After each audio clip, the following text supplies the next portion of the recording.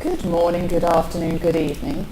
I would think it is perfectly obvious that I'm not Colin McDowell, but Uncle Colin has left us for the moment, and I am joined to talk about the Roundup of Paris Menswear and Thom Browne, and I'm going to go around the table as Colin does, although we don't have a table. Will you introduce yourself and give us a little nugget of a sentence of who you are? Yes, my name's Alex Fiore and I'm the editor of Love magazine. My name is Chris Sutton and I am Weil Manson's fashion director and the creative director for a label called Void of Course. My name's Mandi Lennard and I run a consultancy called Mandi's Basement. I'm Carlo Brandelli and I'm a designer. And I'm Camilla Morton and I'm not Colin McDowell. So, we are going to be starting this evening talking about Thom Browne. Alex, are you excited about, are you a fan of Thom or...? I am a fan of Thom Browne. I think it's interesting that he's a menswear designer that's coming out of New York, which doesn't sound like the most exciting thing that you can imagine.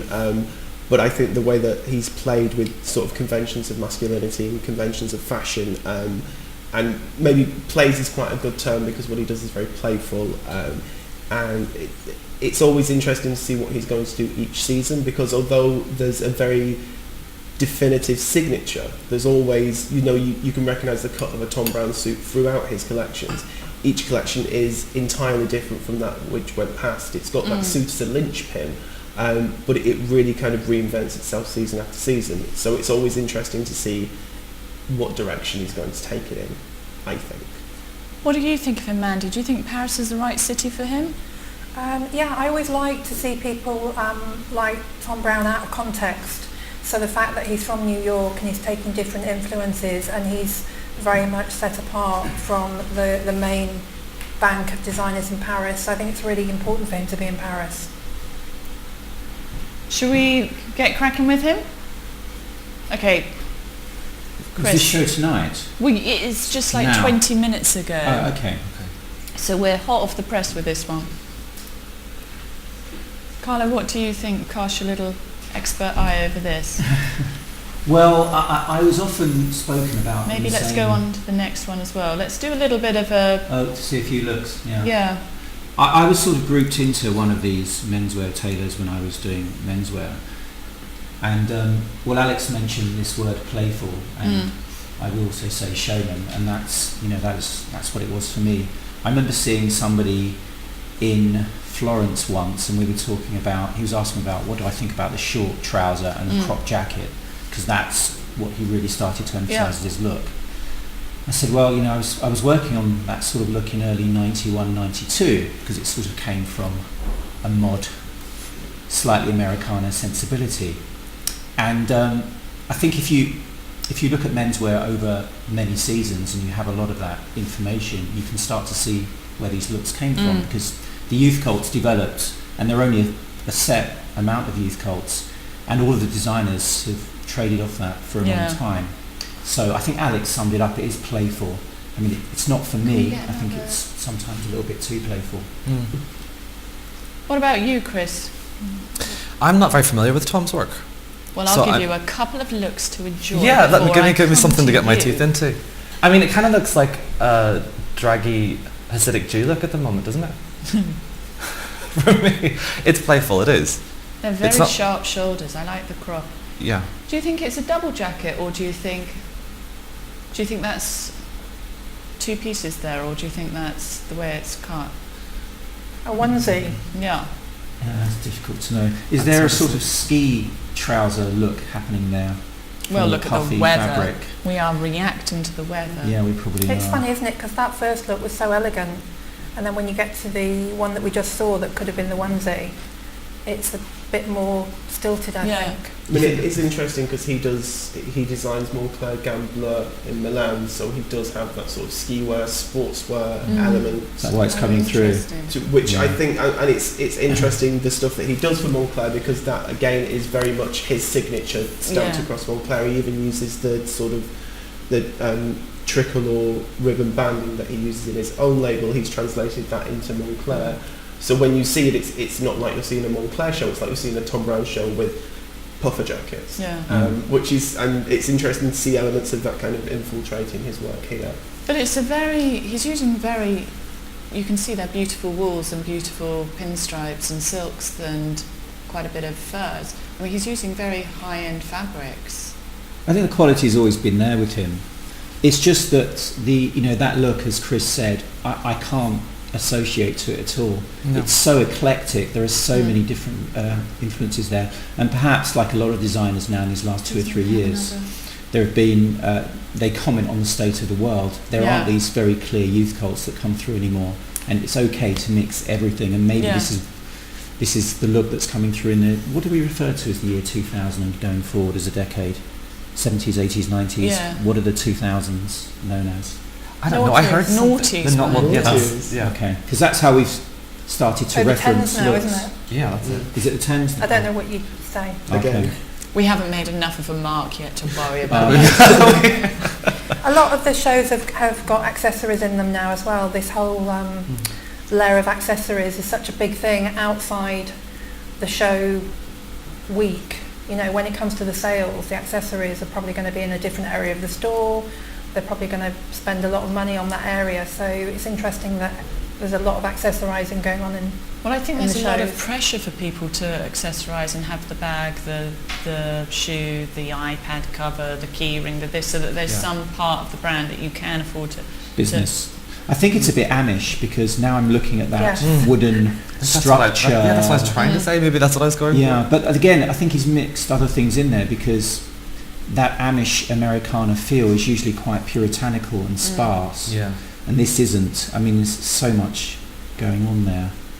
A lot of gimmick, I would say, without wanting to sound too disparaging. Well, you wonder what the commercial collection looks like what pieces are going to be distilled or how it's going to be presented. But it's funny, isn't it? When you look at the shows, I know which shows I'm going to like before I even look at them, even though I'm going to try and have an objective point of view. And he does have his own customer that he's built up. So I think that a lot of the shows have shown different textures as well. So sometimes the buyer will buy all black but use these different textures as the equivalent of a colour palette. And you can certainly do it with this collection. I think his clientele's changed because when he burst onto the scene, I was designing menswear, and it was that idea of that Brooks Brothers cropped charcoal grey suit, short white tie, black tie, skinny black tie, white shirt, and that was very sort of slightly 80s Americana city New York Into guy. preppy. Yeah, into preppy. And this is so far removed from that. And some of the other shows, so the original guys that were looking for that quintessential preppy cool look, I think are disappointed now. Is this quite different to what he normally does, Alex? Because I think he does do normally more classic. I mean, he does. There are always those kind of the suits that Carlo was talking about, which are very much what Thom Browne's reputation is built on and what his business is built on, which is the idea of it's a grey suit. It's kind of a 60s office drone suit almost, but the idea that the arms are slightly cropped, the trousers are slightly cropped, and it's incredibly well made. They're very expensive. And so that's still sort of, I would say that's the core of probably what you're going to see in the shops. There'll be a great deal of those. That's a gorgeous combi there. Whereas with his presentations, he pushes it and has always tried to do something and show something that's more theatrical. But again, his last collection sort of had lots of embroidered whales and lobsters and things on it. And they offered that for pre-sale and it sold out in places. It was selling incredibly well. Even to the tune of kind of £9,000 jackets, all over embroidered jackets were selling. So I think there are kind of weirdly two customers that he appeals to, which are people that are looking for these incredibly statement-making pieces and people that can pluck out the amazing tailoring, a great coat, that great suit. And he's also launched a lower price label as well, which is to kind of get over the fact that these suits cost, £3,000. Where would you group him? Would you group him alongside a Comme, or who would you say was a contemporary to him? Why do you think he picked Paris? You could argue it's a very latter day Jean Paul Gaultier. Actually. When we're thinking about the Hasidic Jew, I was remembering Gaultier's Hasidic Jewish collection. Yeah, it's a very obvious reference. As I said, I think once designers have made a reference to all the youth cults, you start to go to groups or even ethnic groups, because it becomes interesting. I remember the English film, was it Snatch or Lock, Stock, and that was centred around the diamond trade and the Jewish community. And then that feeling started to influence stylists, and then we moved on to the goth thing a few years later. It's just the way it is. I think Gautier was a little bit more literal, like he had the curly... Yeah, but this is pretty literal. Gautier wanted to do his labels in Hebrew that season, but apparently they couldn't because it was because enough people wouldn't understand Gautier written in Hebrew. They didn't want to print the labels in Hebrew. Is that what it was? The same as when he did the Russian collection and wrote Gautier in Russian, but it's actually like a misspelling of Gautier because it looks more like Gautier to an English eye, but it's like sort of nonsense in Russian. When you run it through, Well, he always used to speak about taking his influence from the street, if you remember. But again, it's obviously something that influenced him heavily. And that collection, Alex, was when? Mid-90s? Early 90s? 93. Yeah, 93. 93. And again, I think there's interesting ideas of that syncing up with moments in culture, because when he did that when Gautier did the Russian collection in the mid-80s, that was, I think they called it détente chic, because it was the idea of kind of the Russians and the Americans coming to an agreement, and then Gautier did a Russian collection, which I don't think you really get so much in fashion anymore. There's not so much this link with popular culture. Maybe because fashion seems to have stepped away from a narrative at the moment, hasn't it? It's almost its own culture in itself. Yeah. Fashion is it's become very self-referential as opposed to pulling in things, the way that sort of when McQueen did the tapeworm corset in 96, and you can relate that to what was happening in British art and things like that. You don't really get that crossover as much, although, as we were talking about before, the fact that Jake and Dinas Chapman have collaborated with Louis Vuitton on their menswear, so maybe that's the thing, rather than fashion referencing popular culture, it's actually collaborating with artists and with people from popular culture to create fashion. It has created its own dialogue, the fashion industry. I mean, since I pulled away from it as well, and you see it with real perspective and clear eyes. But the question I would ask is why does it feel the need to now create its own dialogue? Is the world split between the designers that actually have big businesses and they're powerful and they have to maintain these organisations, the sensational designers who want to be noticed, whether they're new or young, or like Thom Browne, that's more of a peacock, wants to make a statement, because after all, it is entertainment, it is a show, regardless of what you think about it. I just wonder with menswear, where you have to draw the line. I mean, Chris, you're styling someone who's very brave with their image, and some of these looks are even too much for you. Well, that's the thing, is that when it comes from a personality, like a styling point of view, whether it's a concert or a show, which is most of what my experience has been, is it never starts with fashion. It starts with a personality and the character, and you build up the character, or you, you would back up the character with that. And someone that has a large personality doesn't need to show off like a peacock. You just need to heighten certain things and make an iconic image. You don't need to show off. There's a self-confidence there. And that sometimes the very, very eccentric work looks like it's overcompensating.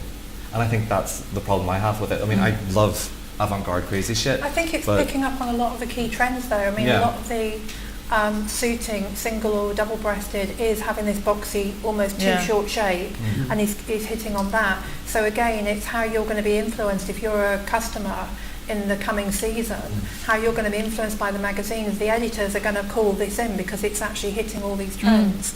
The hat as well looks very modern because it looks like a computer icon. It's kind of got all these straight edges, very much like, a lot of the things coming through. It's kind of like craft work, that pop culture kind of thing. And he's done the pant, the key pant, which is a bit looser and shorter, and it's referring to become ubiquitous. Sorry to interrupt you. It's sort of referring to what you said, which is like a designer now has to take into consideration the big business, the commercial, and their own individuality, and sometimes ticking all those boxes leads someone, maybe down a path that isn't so focused. I mean, going back to what you said a little bit earlier, it really is about, for me, menswear was always about the strength of the character, of the individual. It wasn't about the outfit first, because that's just not how men are, especially after they get past the mid-20s, because as I've said before, up until maybe mid to late 20s, it's about fashion. Then after, it's about style. And it could be a radical style, it can be an avant-garde style, it can be a classical style, but it is just more about style. Whereas I think this is always just a little bit, it's just too much. But as I say, it has to be, I guess it has to be entertaining. You know, having done fashion shows, you understand the energy that designers get from it. There's excitement, and it's one of these experiences which, you know, he looks forward to. So the more bizarre you make it, I guess, the more thrill he gets from the show. And the selling collection that the buyers see, I mean, there'll be loads that isn't in the show that the customer can tap into. These are just the ideas that they're putting out there for now. But what do you think about men's shows becoming more of a spectacle? Because when I started doing it, it was the women's shows were huge spectacles, and I think now in recent years the men's shows have more spectacle than the women's. I think women's have gone quite commercial at the moment, and I think people are really sort of throwing their sort of ideas around more in men's from what I'm seeing. Do you think you might be feeling that because we've just had London Collections Men, which was so jam-packed full of ideas and new talent and new identities coming through? I think people are being I think women's is quite straightforward on the runway now. I think men's is actually throwing up a lot of ideas, and I think people are, I think it's generating a lot of conversation and hype and interest around it. Or would you say I think the format of men's shows has changed a lot since my day. Well, since say it, Camilla. No, but when you think since of the press are dedicating more space to it, since the stores are giving more space. I mean, look at what Selfridges are doing at the moment. They're investing in bespoke tailoring services. They're increasing the space for menswear. Let's jump on with Tom. Is that a right route to take for a department store that's 300 metres away from Savile Row, which is the home of bespoke, which has been dying since the early 70s because people go elsewhere? I mean, a department store's role, I mean, I don't know what a department store's role is, but if I talk about ideas and all these ideas that I see from young designers, just because they have a lot of ideas, it doesn't mean they're good ideas. Yeah. I mean, there is this culture about London that we are very creative, and I consider myself part of the community, so I speak about myself too. But just because it's an idea, sometimes the satisfaction that you get from producing an idea almost overshadows the fact that it's not a good idea, if you understand what I mean. It's almost I think what's exciting now, though, is that men are shopping for themselves. It's not an embarrassing pastime, it's a pleasure. They want to invest, they're more confident. Men have always shopped for themselves. Certain men have always shopped for themselves. Yeah, but they can express themselves a lot more freely. The it's 70s, very, very different. men expressed themselves more than women did. I think it's just the decades somehow switch. Yeah, they switch, or because we're quite insecure at the moment. I mean, the whole world is insecure at the moment. So I think designers reflect because they feel first what everyone else is thinking, and perhaps this insecurity or trying everything at once, just throw everything and see what sticks. And of course, the law of averages is going to say that you're going to get a few interesting ideas. But I think we're too intent on saying it's a new idea, therefore it must be great. 99% of the time, actually, it's not so great, and it will disappear. Otherwise, men would be really dressing in a much more adventurous way, because they were super adventurous in the 70s if we go back that far. Chris or Alex, what are you pulling up from the Thom collection? Are there any shapes that are going to work for you, or any? I love sharp tailoring, and I love shoulders and nipped waists and beautifully made things, so I can appreciate this. But I don't know. Let's zip on these photos quite fast. This piece reminds me. I don't know if I'm right, Alex, or not, but it looks really like last season Balenciaga female, that kind of boxy top, and that's such a similar reference to me that I'm a little bit like, I don't know, I'm kind of indifferent to this collection. You've seen it before. Yeah, I've seen that. But then again, as someone that's designed some menswear as well, it's like I feel the man's body is very limiting. It's not something I find easy to do. Yeah, Mandi, when you liked the first look, you said it's just a bit more elegant and cleaner. Yeah. Explain a little bit about is it the combination of the colours with the quality? It was the long lean silhouette. It was the fact that it was all black, but you could appreciate the texture. And then, I know that tweeds are coming through, I know that checks are coming through, but there's a hell of a lot going on in this edit of a show. It's a big show. Yeah, and I just think that actually, if he'd have, listen, he's got his own customer, I'm not claiming to know his audience, but if he'd have had a few more restrained looks amongst this, I think some of the other looks could have stood out a bit better, And the ideas would have been stronger, and you could understand context. You respect the ideas. Yeah. But then the designer, he's been doing this a long time, surely he must understand about context, because people like us and the press are going to review these shows and looks. Again, the format of menswear. That's a trend as well, having sorry to interrupt you, No, having the band across the clothing. Quite a few designers did that this season as well. I remember Helmut Lang doing that Yes. 20 years ago. Yeah. I'm seeing that look on clothing as an idea, whatever you want to call it now, for the third generation. It's the third time I've seen it every 10, 12 years. This little asymmetric add-on just to sort of take the eye away, or maybe suggest in your mind that you're thinking about another concept in some way. Alex, what are you thinking about this collection?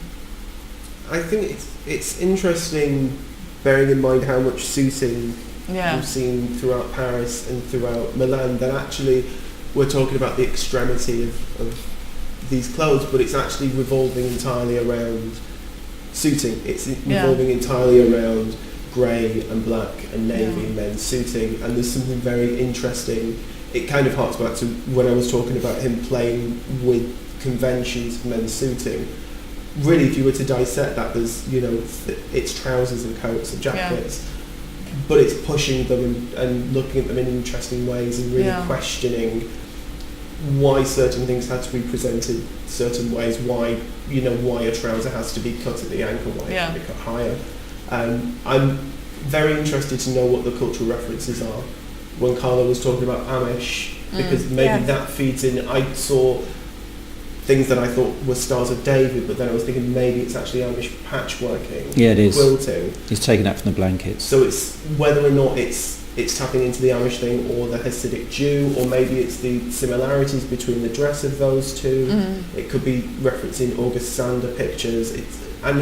For me, if I was sat here at the show, when I've been sat at a show like this, it's trying to unravel all of that, trying to unravel exactly what he's thinking about and the sort of message that he is trying to articulate. Because I think the other thing you've got to remember with a show like this is it's not necessarily what you're going to be able to buy. There is a message that he wants to get across, and whether that is about Amish restraint or the kind of piety of extreme religious dress, or I don't know what his message and what the takeaway that he wants us to get from the grey suit that we're actually going to see is going to be. But I'm interested.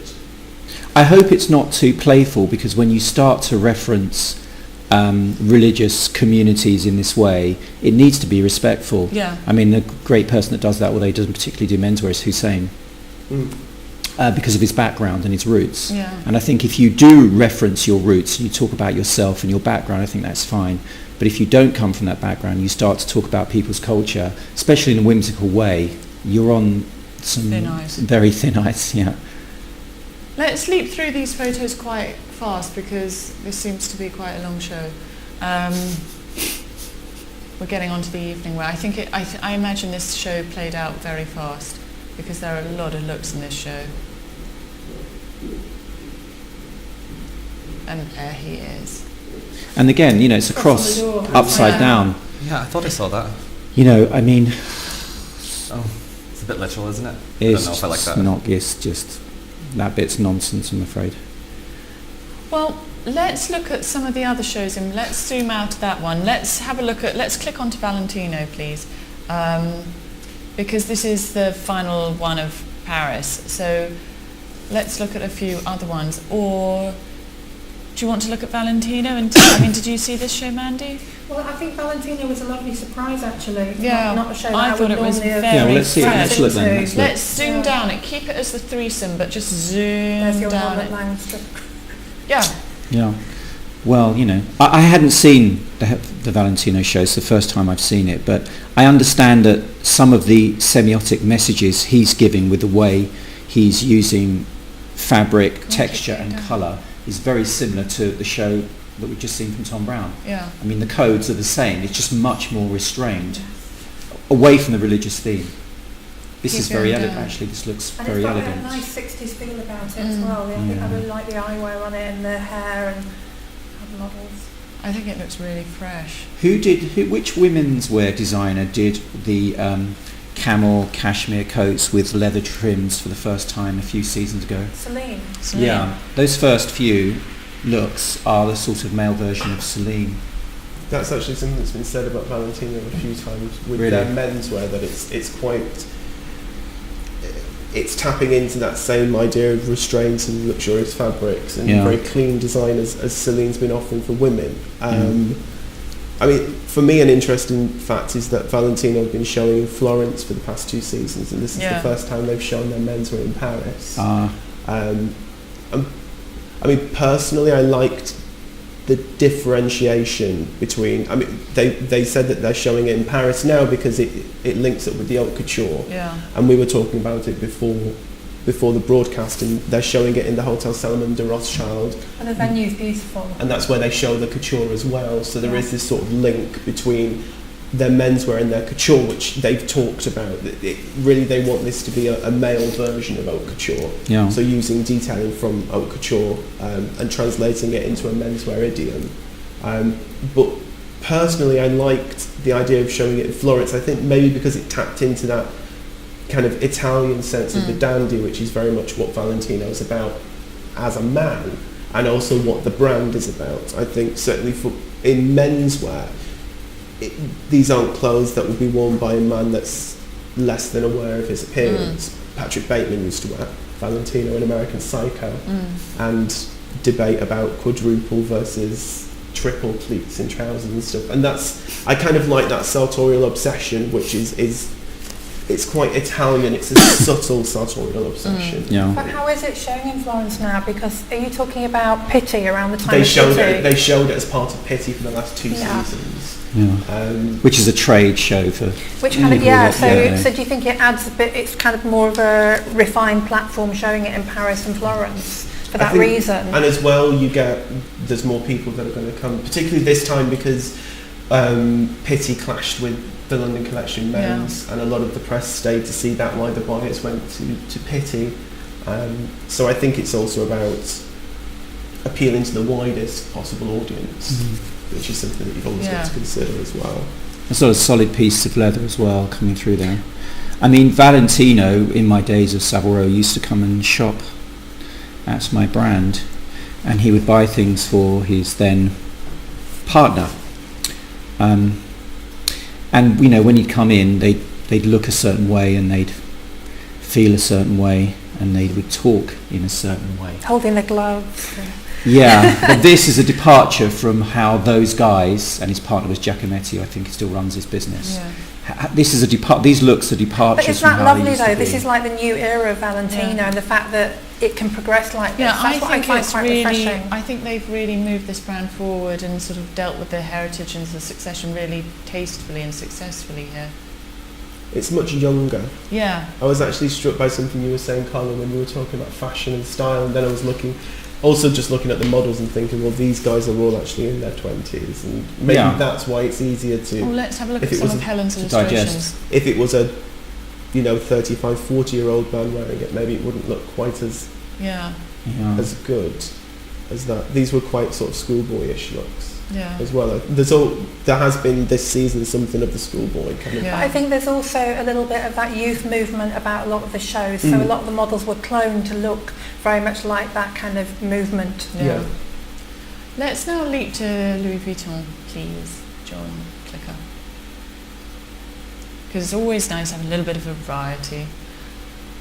And this was another big show. Chris, did you see this one? Or? I did, I saw it. Oh, well done. Yeah, I did my homework. And did you have an opinion on this show when I you saw did, it? you know something? I think I like Kim Jones. Yeah, it's good work. He's a great guy. It's, he's taken into consideration the luxury, he's taken into consideration the wearability, and it's a little bit fun and sexy, that kind of that special technique they've got for the cashmere to get that leopard print. I mean I want that, you know what I mean? It's a little bit glamorous. It's a lot and glamorous. it was a subtle move, because somebody who would normally buy that very classic cashmere coat could actually get into that snow leopard subtlety on it. It's a little bit subversive, a little bit of energy, do you know what I mean? Which I really like to see in a collection.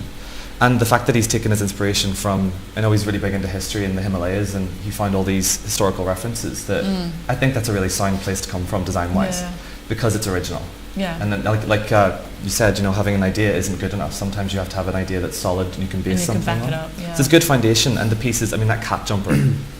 That's the Jake and Dinos. It's fun, do you know what I mean? Yeah. a subverted snow leopard. I think he actually went to Bhutan and Nepal, but he went to areas where you actually have to have special invitation to go, even though he travels insanely anyway for his inspiration, and he just loves nature and animals. I think his idol is David Attenborough. I think he's jealous that he's travelled further than he has. And there was a huge backdrop at the venue of Everest, and the runway was actually supposed to be like a mountain glacier, so it's really shiny. It's beautiful. What do you think of this, Alex? Were you... I really liked the collaboration with Jacob Dinas. I thought and also it allies Louis Vuitton menswear with Louis Vuitton womenswear, because the last womenswear catwalk was an installation. It was, and to sort of wrap your head around it at the show was an amazing thing. Was the whole catwalk itself was a site-specific installation. The escalators. Exactly, but like the whole marquee was created by Daniel Buren, who's the artist that did the columns in the Palais Royal.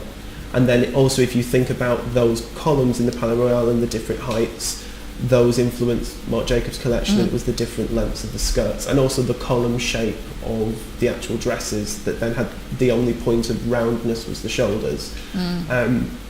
And I just ended up obsessing over that and the idea of how clever it was that someone could take. It wasn't about, okay, so you've done striped columns, so let's do striped tube dresses, but translating the mathematic idea behind the mathematic precision behind Daniel Buren's work, translating that into a collection, and then collaborating with the artist himself to create a piece of art to show that collection in, is sort of mind-blowing. And I think with this as well, the great thing is the fact that it's not only aping contemporary art, but it's actually approaching the artist to create a collaborative piece together. And that's really, we talked a little bit about the freedom that a luxury goods house can give you. I think a lot of people talk as well about the restraints that a luxury goods house can provide, but to be able to realise something like that creatively is a wonderful thing, I think, for a designer. This is his fourth season, isn't it? But I think straight away the first season he slipped into it so easily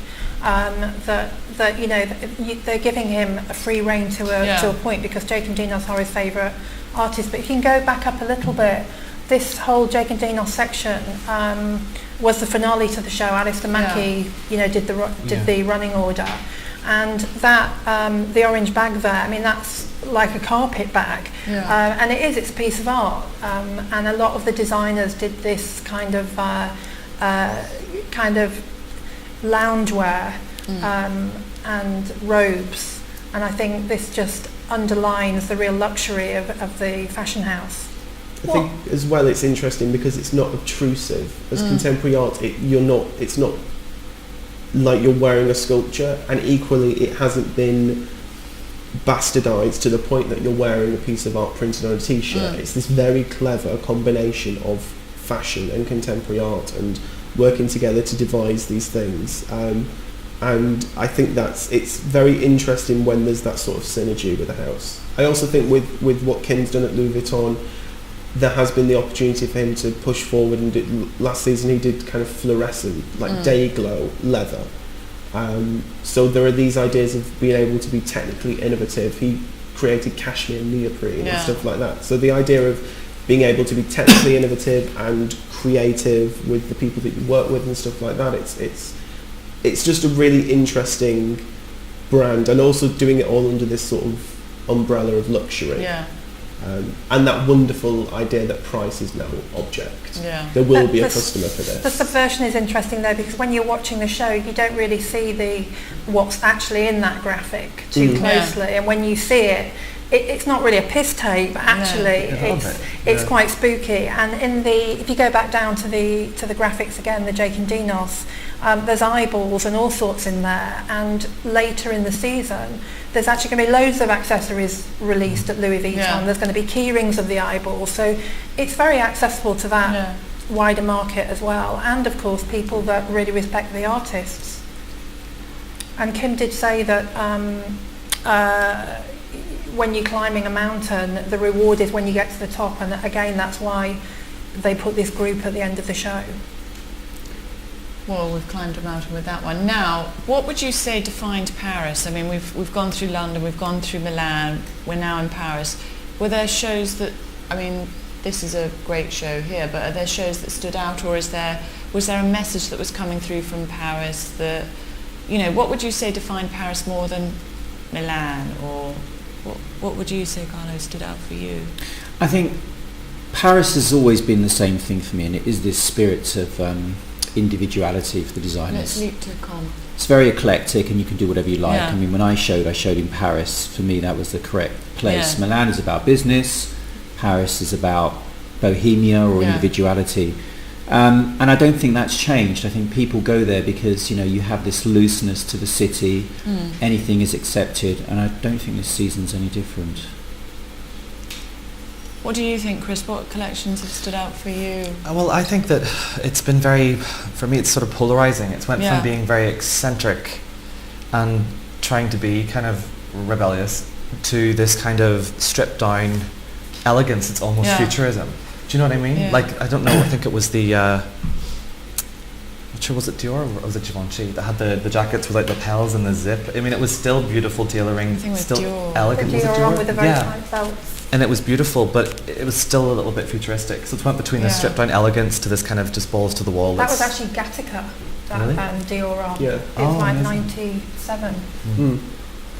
Which is interesting because I think for me with some of those shows that are trying to be futuristic, there is that retro futurism, which is you try and be forward thinking, but actually you look back to an old idea of what the future is going to be, and it just ends up resembling André Courrèges or Pierre Cardin from the 60s.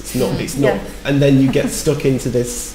Or the Helmut Lang strip. Exactly. I think there's this idea. Why that reference Gattaca from '97? I mean, is that far enough back to reference as a film? I mean, the lead man in the film of that film, you know, I was dressing him at the time, and I remember. Was it Jude Law? Yeah, being on the set of the film and looking and seeing what was going on. Is that far enough back to reference already, Alex? '97 as a moment for that. Well, whatever that moment was with Dior, were they calling it modernist sci-fi? What were they calling it? I think it was something like that, wasn't Was it? Yeah. I was just joking. Are you kidding me? I think Star Trek was mentioned. Really? You're joking. Yeah. I mean, I don't get it. it's kind of, you know, everyone's just referencing everything at the moment. Like you said, they're referencing themselves and they're referencing themselves. Credibility is becoming a problem. It really is, because, as I said, people have to. I think people, if I use that in the widest generic sense, look to designers to distill the essence of the times, to be relevant, not to throw all this stuff that confuses everybody. Yeah. I think it has to be a distillation, and it needs to be. I'm kind of not feeling that at the moment. Let's get through to the bunny I was ears. going to say, one of the things, the Gummo reference I love in this. Stephen Jones did those, didn't he? Yeah. Which reference, Mandi? Gummo, the movie. Oh, okay. Harmony Korine. And Julian Dees, which is actually underlining the oddity of this show, which is part of the part of what I like about it. Yeah. It doesn't actually look like a Comme show. I mean, usually the models are all characters. Traditionally, this is all a generic, whimsical, slightly longer hair, younger guy. It's like, the tassels. What's she saying here? Is this the mood of the moment, Mandi? From the streets of London? I found this little window that we're looking at now, but I found the impact of the pastels when I was looking through this show really refreshing. I really liked it, and interestingly, there's a lilac. There's a lilac look, which I thought looked the most masculine out of the whole show, and I was thinking how funny that the lilac looked the most masculine. Pastels for a winter show from Comme. I don't want to use that word nonsense, because one of my all-time favourite designers, when I was 16, 17, when I first had some money, I started buying designer clothing. Comme was one of the first pieces that I bought. But pastels, where are we going? There's a really interesting, and again, I don't know whether are these all the looks? Yeah, those were all the looks. Because there were some really interesting sweatshirts that a lot of the men's editors were tweeting about, and they've got some kind of braille coding on them with little go Swizzy bubbles. Yeah, which looks really early Craig Lawrence. Do you know the pink bubble coat? Yeah, they were really sweet, and you could tell that people really wanted to buy them and have them. And maybe is that the yellow? Did I see rabbit one ears on below. somebody earlier? Yeah, that's the Gummo reference, the that reference? movie where it's Yeah. almost like child angst and, you know, when you're awkward with your behaviour. I mean, again, this designers and fashion designers referencing movies in the last 20 or 30 years. We go back to the original fashion designers and how fashion and houses were established, and they'd either be from a couture background like Hermes and Chanel or whoever, or they'd be family-run businesses like Missoni or Etro, where they'd have their signature, which was knitwear and stripes and colour and multi-use of all these textures, would just carry through every season for many, many decades. Whereas now designers like to reference a film, or they like to have a theme for a collection. I say now, the last 20, 25 years.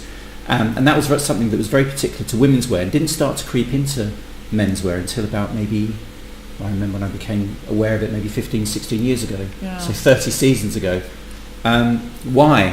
Why does it have to be a film reference now? I see so many of them. I don't think that's. I think you're seeing it in a different context. You need to realise that people today they're not going to museums and they're not experiencing the same things that so the they designers connect before with that. the film. So what's their inspiration? point of It's a reference. movie. That's Well, theirs. actually, that movie had a very big effect on me. So as soon as I saw that You knew reference, straight away. and I don't know whether that was their intended reference. I just know that a couple others straight away thought that. But also, what I found quite interesting about Paris was, haven't we seen a little bit of this in London with people like Mead and Kirchhoff? And it might kind of made me feel a little bit smug about London and thinking, well, actually, London's picked up on a lot of these trends already.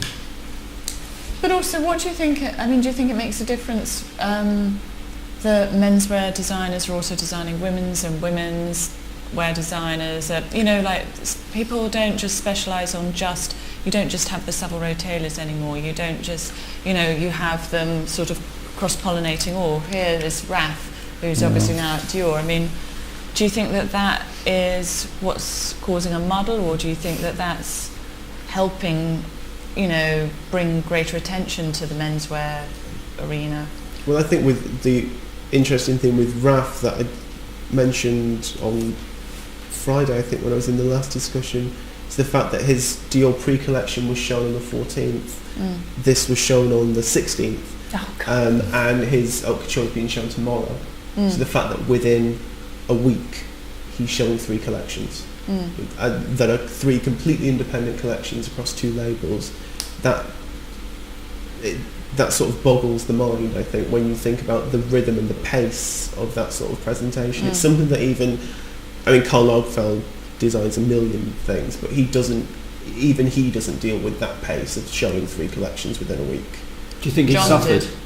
John did. Yeah, of course. And I think actually it's that unrelenting pace. And actually, interesting enough, wasn't at the pre-collection presentation for Dior because he was busy focusing on the men's. And I think he has put down quite hard and sensible sort of. That's what McQueen have done. They've just announced not showing at the women's. Yeah, I think she's having a baby, and they're being realistic. I think you have to be a little bit more realistic about it, and I think Valentino showing the menswear in Paris and also doing couture. I think it's also a practical scheduling thing. I think it's great that they're on the Paris schedule, but I also think from a sort of practical point of view, you can sort of like run between fittings and sort of. There's that distance as well, because Raf traditionally showed much later in the week, but started to show at the start to give a distance between that and his couture. And with Valentino, again, they showed on the first day of menswear and they show on the last day of couture, so they get as much distance as physically possible between those 2 shows. Which, again, as you were saying, it's a very boring thing to reference in talking about Paris fashion, but it's time management and and life planning and all of that sort of which is something that creative people don't really like to put themselves into time managed situations, but they have to. Come on, let's just swizzle up this one. I love this show so much. I found it so fresh and interestingly I found this one of the most forward-looking shows, but there aren't any of these neoprene fabrics, and that's what I loved about this. What are those little blocks of colour with little attachments that he's put on the coat? T-front jacket. Is that what they've been called?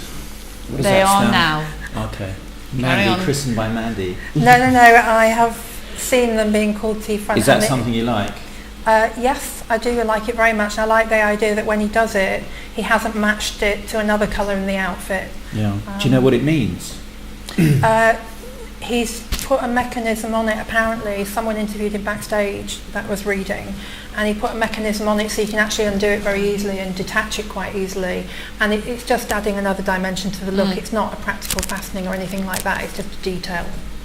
Chris, is this a show for you? Like, is this something I've always liked Raf. I mean, even when I was very young and watching fashion TV at 16, I always thought that Raf had a really sort of sexy freshness to it. It does. I mean, this is kind of retro, but with beautiful tailoring, and the patterns are fun, and gorgeous cutting.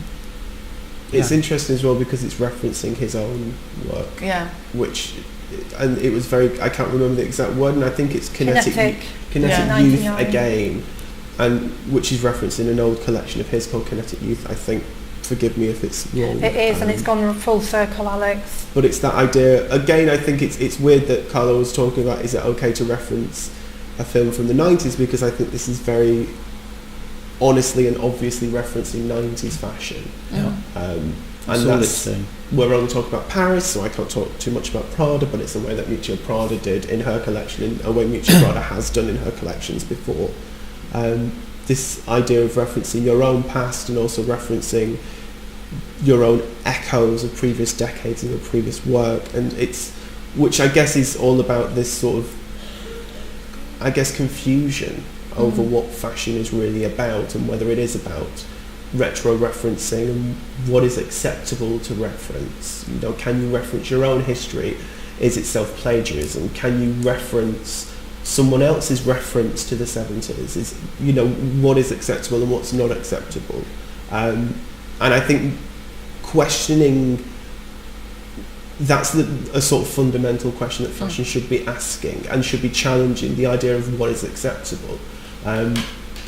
It should be pushing you forward, and it should be proposing things that maybe you're not going to like when you first see them. That's when really great things happen. Yeah, you have to be challenged. Exactly. I mean, half of the world loved the new look when it first came out. The other half was ripping it off the models because it represented something that they hated. And again, the new look was retrograde. It represented a past and class divisions that some people liked and some people didn't. And I think this, in a similar way, there are questionable elements in this that will really, or that have incited extreme dislike from people. But I think that's what makes it really good. Well, this seems unfair, but let's jump on to Bernard Willhelm on. I was going to say also that was it Guido who did the hair, which was inspired by Japanese anime. Yeah. So again, when you're thinking about the references that you mentioned, because the hair looks so brutal, it kind of just gives it this extra layer, which made it look really fresh. I think as well it's that interesting thing we've been talking about shows and the difference between shows and the clothes that you see, and there is that whole thing of the music and the hair and the makeup, or the grooming, as they say in menswear, and the environment that you build around a show, which there wasn't kind of a set with that show. I mean, there is with Lennard, but certainly it's something that sort of John Galliano excelled at in the 90s and through to his work recently. This idea of building a world and then inviting people into that world to convey a message. And I think that's what the sort of best designers do. It's that idea of something that's totally submersive, that you can go in and understand straight away the world. And want to live in it. I think it's that idea of wanting to live in this designer's world and wanting the rest of the world to look like or that. Or hide in it as a fantasy. Yeah. I mean, for me, it's quite egalitarian. When I go to a show, it's very rare that I think I want to look like this because I won't look like this, but I want to come out and see the rest of the world look like this. When something's very strong, and at that Raf show, I would love to see everybody look like this. That's what I want the world to look like now. I felt like that about Raf. Yeah. What do we think about Bernard's show here? This is what the world looks like on a Friday night, about 3 a.m. This will have been an installation because he usually does, a set piece and people can walk around it and see it happening. It might be for about 2 or 3 hours. Flow through that one. Do we have any notes about what's going on here? No, it's best to. It looks very much typically what Bernard Willhelm does. I won't say anything then.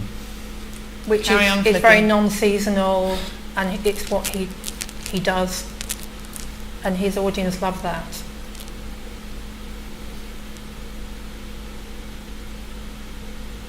If we just keep going down. Yeah, I can't comment on anything there really, apart from that Roy Lichtenstein-esque giant lipstick. Well, there is that big pop art exhibition coming up. The lipstick did make me think about Revlon in the 80s when I first saw these pictures. Do you see what I mean? It's so subjective. If he leaves the parameters really wide open, getting back to this idea of having all these ideas and just not saying anything, make it super visual.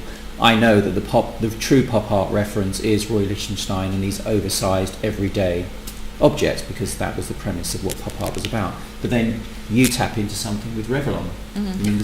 Was that an advertising campaign or an image that was strong in your mind? It was back in the day when you could only get makeup in a chemist. Okay, but how did you get to the giant size? And you wanted to steal the giant size. That's what you wanted. You wanted the display one. Oh, because there were giant display ones. Oh, I see. You see, Is it's it just possible to look at Dior, or is that really? But of course I'm not there. No, not the whimsical interpretation of fashion. It is. It's insane, isn't it? I've got loads of Bernard Williams clothes. I mean, I think that they really challenge you, and you can wear them any season. He's got his cult following, and I think that there's a whole new wave of menswear that's almost usurping it a little bit, and that doesn't look as fresh as it has done. I think as well it reminds me, he trained with Westwood, and it reminds me a lot of what Westwood used to say, which was this idea that, if I think it's great, then my customers will think it's great and they buy it. I don't have to justify it any more than I do it because I want to do it, and someone will buy it. And even the stockists who sell it, they stick with it. They've got a real customer for it, and they tend to keep buying it because that audience is there. Here we on here, Dior. Yeah, I just thought we'd leap to Dior. This is sexy. I mean, I just find it very smart. The belts I think are beautiful. I think it's something I would wear. Maybe I wouldn't put it up on a screen and tell everybody to buy it, but it's something I like. Carry on scrolling down. So, overall, as we're about to leave menswear, you being menswear specialists, what would you say were the key things that came out this season? Were there moments or silhouettes, or how is menswear judged as opposed to women's? Do you want me to talk? Yeah, it would be great, or I can just carry on. Well, no, I can make a general comment. Yeah, I'm just trying to be quiet a bit. Dior, as we're looking at Dior, obviously, what did we say this decade was going to be represented as? The noughties, the 10s. Yeah. If we take from 2000 up until 2012, 2013, Dior is one of those references for what happened in menswear. Yeah. Modernist, minimalist, slightly indie referenced from Haidy Slimane, whether you're rehashing Joy Division or whatever he wants to be doing. And they're still doing that.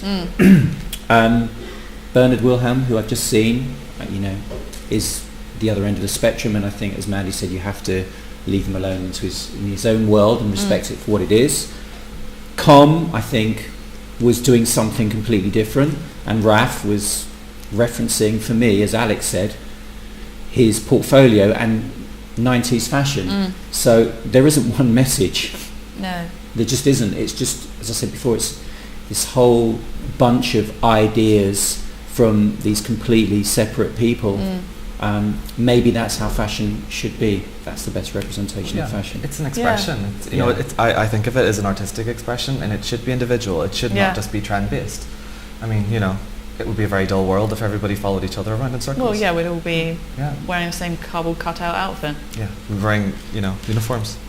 Although a lot of these brands that show on catwalks that are fortunate enough to have backing behind them represent these genres of looks. There are many other designers that that traditionally don't show, or take the decision not to show, and they represent something different too. So, I think to a certain extent, designers who can afford to show, and I don't mean that just financially, that have the opportunity to, should really always push a boundary, and regardless of where that boundary is, I think it's been quite good actually. The newswires, the style.com and vogue.com have been very supportive to the people that don't have the shows. Like they'll create a lookbook and they'll put their images up. There used to be a lot of resistance about that. Yeah, so and recently, last few years, isn't it? And it's nice because, especially with the pre-collections, I think there's been some terrible lookbooks imagery for pre-collections, but someone like Giles who has really thought it through and made the effort. I mean, goodness, they're amazing. But they're like set pieces. It's almost like you're supplying the websites with tableaus to show, and they're being shown in the right context. Well, Alex, do you have any further nuggets, or shall we leave Paris here in its suiting section? Well, I guess that's an interesting point to raise, the fact that there has been this suiting section, and this, it seems like, for me, I really like the white and black at the end of this show. It's beautiful, the isn't it? finale is really great. I think the standout for me from Paris has been Raf Simons, because there is this idea of individuality in Paris, and there are people doing their own thing, but the only thing that I think is actually memorable is what Raf did. And I think maybe that's because it was so different and so contentious and so individual, and that it's really, it just felt like something really fresh and exciting, and something that he was willing to be controversial with. Sometimes with Raf you can get that very clean, pinched in minimalism, that idea of the youth cults that he's kind of referenced for so long, and this just felt like something very different, certainly to what he's been proposing for the past 4 or 5 seasons. And I think when you see a designer sort of turn that point and go on something new, particularly when they're moving on so radically in a single season, that's an incredibly exciting point to be at. So for me, that's my takeaway from Paris. And I think there were a lot of commercial elements in that show as well. I want to buy it all. Yeah, there's that as well. Really You always want to buy it all. There were pieces that you wanted. Some of those graphics were great. There was a whole Puss in Boots little repeat graphic.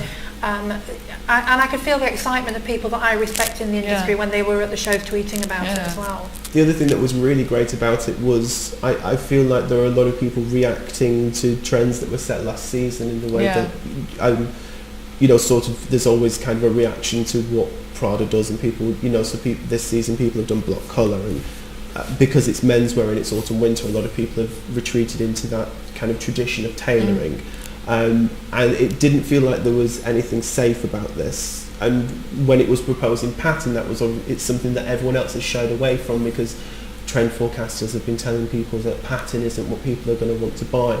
So putting in those intarsia knits that are so intricate and have so many levels of pattern to them felt really interesting. I'm not just going to go on and on about this, because you liked it, didn't you, Alex? I thought it was good. Raf was good. That's my takeaway. But you were saying off camera earlier, Mandi, that he's divided the press opinion. You either like it or you don't like it. I think it was Alex. Alex, did you say that? Yeah, but also there's the Eddie Slimane going to Salon Paris. That's a sort of a Marmite situation as well. And we're wrapping before that one's happened. And I think that they are the Marmite to fashion where we are at the moment. Okay. And on that beautiful analogy, we're going to bid Paris adieu. And I have to say though that when I see the knitwear here, Mandi's back. Mandi's back. It makes me think bravo to all those British designers who did the most amazing knitwear this season for next winter.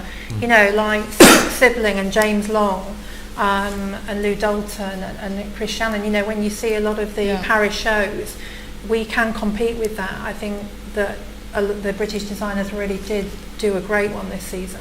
Well, knitwear is synonymous with Scotland, and it's on these shores. If designers can't reference the first resource that's actually in this country, but in a really innovative way. No, they've been doing it for a long time. I just think that with the media now, it really is elevated and everybody can see it. But I remember when brands like Clemence Ribeiro came and started to really show a lot of colour in cashmere, when nobody was doing that at all. Certainly no English designers were doing that.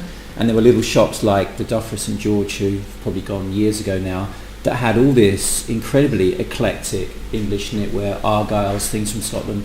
And I'm talking about 20, 25 years ago. It's always been there. I just think, fashion memories can be a little bit short, and you go through another decade and you come back and then you see it again. I'm referencing the new wave, people doing different things in last week, because this bit of knitwear here and the graphics on here reminded me of the brocade looks that Burberry menswear did probably 7 or 8 years ago on in the tailoring. I can't remember, when was that, Alex? 7, 8 years ago they started to use a lot of brown and brocade and pattern. Do you remember that period? They were doing this band, and it seemed to be around, again you see, we're talking maybe just 6 or 7 years ago, 14, 15 seasons, and we're struggling to be honest, I get wiped out every season. The Etch-a-Sketch is shook at the end of every season, and it is totally gone. Move to the next one. Yeah. Okay. You can wrap up again, Camilla. Okay, well you sodded up my wrap up. Yeah. Let's give the season a good old round of applause and leave it there. Thank you.